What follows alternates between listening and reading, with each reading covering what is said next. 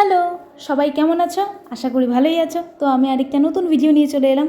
তোমরা তো ভালোই আছো, কিন্তু আমাকে আর আমার বান্ধবী ভালো থাকতে দিচ্ছেই বা কোথায়? এখানে দেখতে পাচ্ছ সকাল 7টা, কিন্তু আমাকে বান্ধবী তুলে দিয়েছে সকাল 6:30টায়। আমার ঘুম ভেঙে ভিডিওটা করব এই চিন্তা মাথায় আনতে আনতে আধ ঘন্টা পার হয়ে গেল। বান্ধবী আমাকে ডেকে তুলে দিয়েছে যে মনীষা ওঠ, বাড়িঘর গোছাতে হবে, কারণ আজকে বাড়িতে অনুষ্ঠান রয়েছে। তাই ঘুম থেকে উঠে মাথা কাজ করছে না, তাই একটু ব্যালকনিতে এসে দাঁড়ালাম। দেখবে আমি কি দেখছি? দেখো কি সুন্দর এতগুলো মাছ কি সুন্দরভাবে ঘুরছে, আর সকাল সকালে যে দেখতে না হেভি লাগছিল আমার। তারপর বান্ধবী আমায় বললো যে মনীষা, তোর যখন ঘুমটা ভেঙেই গেছে তুই একটু আমার ঘরটা একটু গুছিয়ে দে।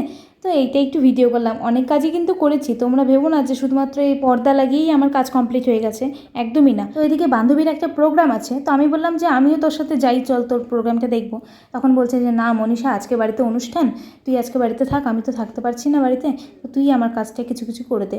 এদিকে আমার ঘুম ছাড়া আর কিছুই পাচ্ছে না। তো যাই হোক, ও চলে গেল এই বলে। তো মাঝখানে আমাকে আবার স্টেশনে যেতে হয়েছিল, কারণ অঙ্কিতা আসবে রাত্রেবেলা, আর অঙ্কিতা সমীপা ওদের দুজনেরই প্রোগ্রাম ছিল, ওরা দুজনেই গেছে। তো আমাকে অঙ্কিতা জামাকাপড়ের ব্যাগটা একটু আনতে বললো, তাই আমি একটু স্টেশনে গেলাম। আর স্টেশনে যেতে যেতেই দেখছি যে ট্রেন চলে এসছে, তাই আমি আর ওদের ধরতে পারিনি। তাই ওরা কী করেছে জানো, এই ব্যাগটাকে স্টেশনের মধ্যে রেখে চলে গেছে। আর কোনো এক সহৃদয় ব্যক্তি সেই ব্যাগটিকে একটা দোকানের সামনে রেখেছে বলে আমি ভাগ্যিস পেয়েছি, নইলে তো আর সেটাকে পেতামই না। ভগবান যেন ওইটা কোথায় চলে যেত ব্যাগ। তারপর শনিবার বাড়িতে এসে একটু স্নান দান করে ফ্রেশ হয়ে আমি একটু রেস্ট করছিলাম। তারপর খাওয়া দাওয়া করতে চলে গেলাম। এখানে মিস্টার বিস্টের ভিডিওগুলো দেখছিলাম আর খাওয়া দাওয়া করছিলাম। মিস্টার বিস্টের ভিডিওগুলো না আমার বেশ ভালো লাগে, চ্যালেঞ্জগুলো।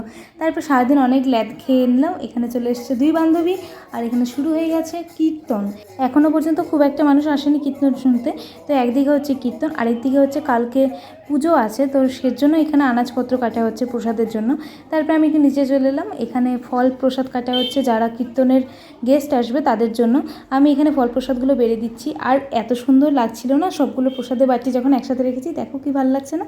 এদিকে কীর্তন হচ্ছে, কীর্তনে অনেক মানুষ এসছে, আর এই মানুষগুলোর জন্য আমি প্রসাদ এখানে বাড়ছিলাম। তারপর কীর্তন শেষ হয়ে যাবার পর এখানে বান্ধবী সবাইকে প্রসাদ বিলিয়ে দিচ্ছে, যে প্রসাদগুলো আমি বাড়লাম। সমস্ত গেস্ট চলে যাওয়ার পরে এখানে ঐশী কানের মধ্যে ফোন দিয়ে এখানে গোছাগাছি করছে। ঠিক আছে, তবু তো গোছাচ্ছে, আর আমি একটু ঘুরে ঘুরে বেড়াচ্ছি, মানে ভিডিও করছি তোমাদের দেখানোর জন্যই। এখানে দেখছি কাকু দেখছি আলুর মধ্যে হলুদ দিচ্ছে, যাতে আলুর কালো রঙটা উঠে যায়। এটা আমি নতুন জানলাম। তো আমি দেখো কাজ করছিলাম, কিন্তু আমি শুধু কেত মারছিলাম না, আমি একটু কাজকর্ম করলাম। তারপরে এখানে সবার কাটাকাটি হয়ে যাওয়ার পরেও বলছে যে এখানে শুক্তোর জন্য নাকি কাঁচকলা কাটা বাকি রয়েছে, তাই আমাকে আর ঐশীকে বসিয়ে দিয়েছে এই কাঁচকলা কাটার জন্য। আর এখানে ওয়েদারটা এত দারুণ ছিল না, দেখো নারকেল পাতাগুলো নড়ছে, কি ভাল লাগছে, আর এত সুন্দর হাওয়া আসছিল যে কাজ করতে গেলে কোনো অস্বস্তিই লাগছিল না। তো এখানে সমস্ত কিছু রয়েছে কালকে আয়োজনের জন্য, আর আমি যেটা করছি সেটা কালকের আয়োজনেরই জিনিস।